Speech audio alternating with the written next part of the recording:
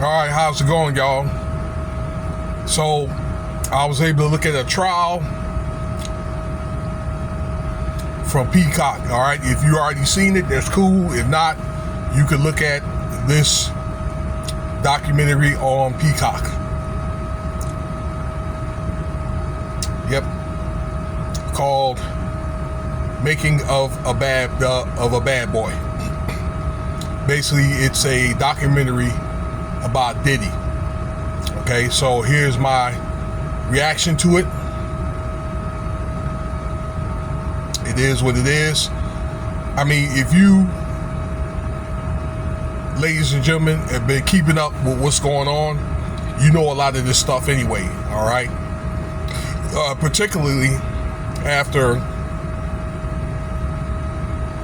Diddy had got into it with Cassie, all right? From that time up until now, which has been a little over a year, you guys been keeping up with articles and the testimonies and things like that, and even beyond that. Like, I've been hearing about stuff from Diddy for many years. Like, I always knew that he was a janky promoter, you know what I'm saying? That he may have been, tied into the offing of Pac and Biggie and all that, and we'll get into that a little later. Like his relationship with Kim and Jennifer Lopez and things like that. But I've learned a lot of things about Diddy that really shocked me. I was like, wow, imagine that. But I started hearing these disturbing things about Diddy probably about 15 years ago, what we're going to talk about right now. So we'll get into it with I'll Be Sure. That was the main guest, and a lot of other people that worked for Diddy back in the day. All right, you had Gene Deal, the bodyguard, all right, from Diddy when he was Puff, Jaguar Wright, excuse me, and a few others that were in there. So I'm trying to think of how I want to say this. Basically, they talked about the things with the freak offs and all that.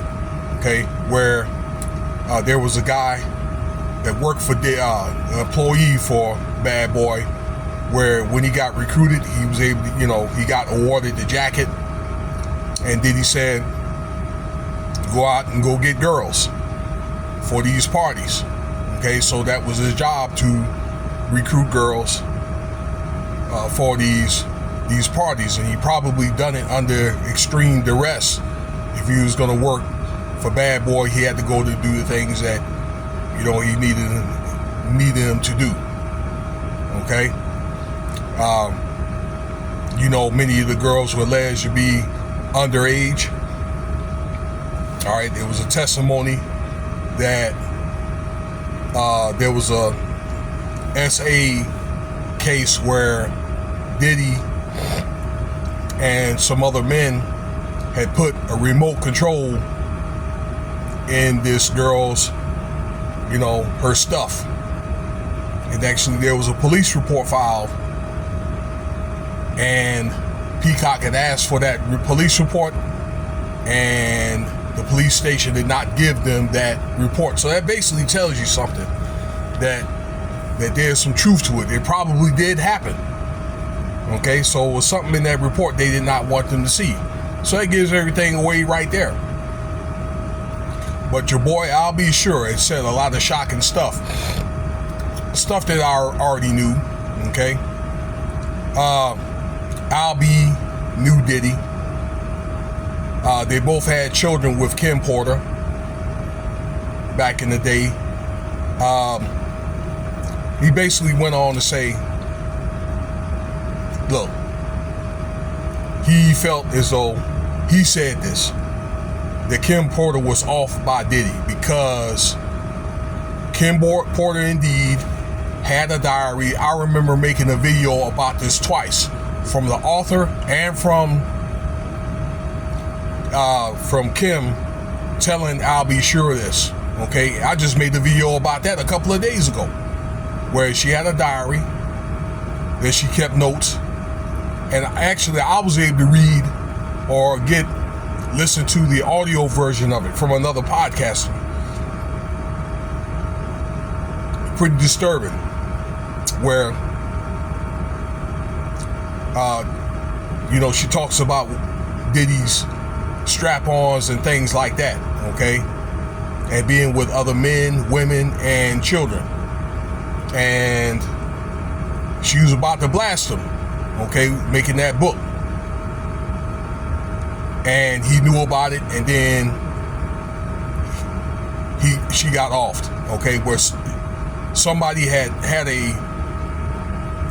was able to find the password to her phone, and that's when her diary was discovered. Okay, he said that. He also went on to say that he felt as though Diddy was trying to off him, where he was in a coma fight. He was put in a coma for a while. All right, but he was able to make it out. He wasn't supposed to make it, but he said that there was other people trying to take him out while he was in the hospital, and he knew who those people were, but he really couldn't say anything or get too much into it. Okay, I don't know, for whatever reason, like it could be a thing where they may try to get at him if he end up saying these names. That's what I'm thinking, probably, more than likely. What else?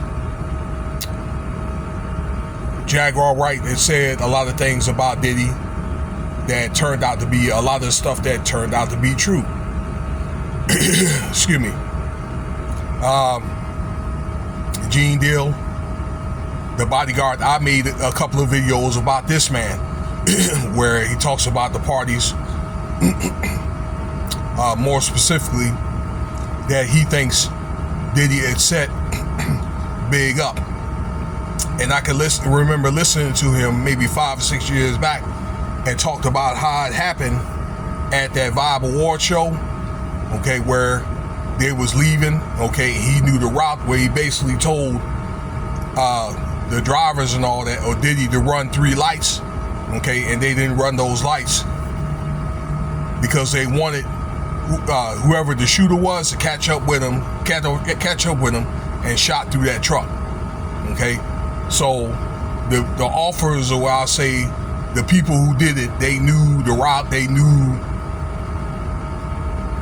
the direction that they were going, I'd say, and they knew Biggie was in that truck the night of that offing, I'd say.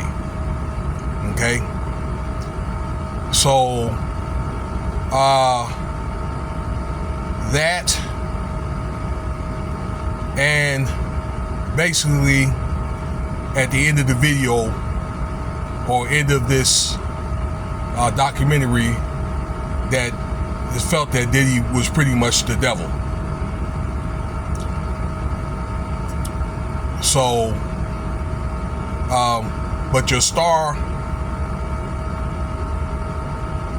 how can I say, the star person was, I'll be sure, where basically he pretty much dropped a bombshell about Kim and all that. So, the essays with people. All right, and you can listen to these testimonies from other people. All right, so I'm only going to give you some of it.